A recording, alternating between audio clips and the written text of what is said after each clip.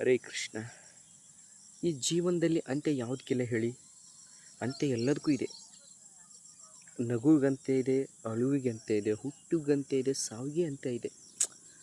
ಹಗಲು ರಾತ್ರಿ ಏಳೋದು ಬೀಳೋದು, ಕಷ್ಟ ನೋವು ನಲಿವು,